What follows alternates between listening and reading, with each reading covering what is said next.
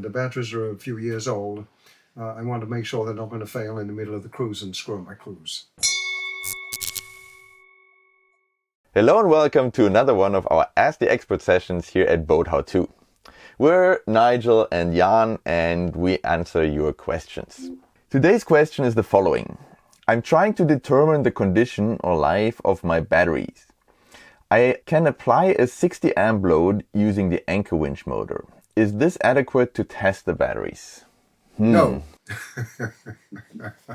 it's not. There are high load testers. You can go to an automotive store and borrow one, and you stick it across the battery, and it applies either a high load if it's a very old one, or if it's a new one, it electronically fakes all of this to put a high load on the battery and see how it responds. But for our house batteries on our boats, this is not a very effective way of measuring capacity. And the only way I know to do a decent capacity test on a battery is to fully charge it and then to fully discharge it at a controlled rate, where you can measure the rate and then you time it and then you multiply the rate of discharge by the time and you find out how many amp hours you've got in the battery.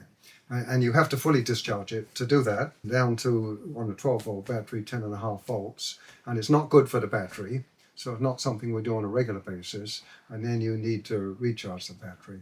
But it's something that I'll do if I'm headed out on a long cruise into the boonies. The batteries are a few years old.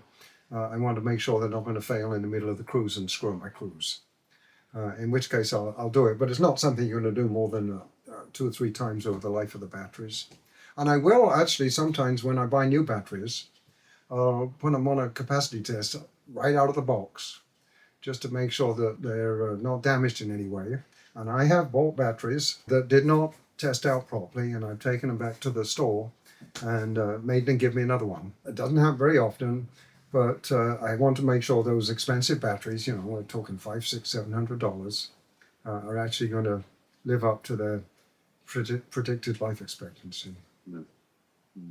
Yeah, I mean, especially if they've been sitting around in the store for a year or something, maybe in hot climate, and they've been basically, discharged or self-discharged a little bit, then they get sulfation, and so then you get these kind of issues. Yep, and it does happen. Yeah, if you want to learn more about battery health, how to make sure they stay in good health and last ideally 5 to 10 years, even for lead-acid batteries, check out our courses at BoatHowTo.com, where we teach you a lot about this. And in this case, actually, it's our Boat Electrics 101 course.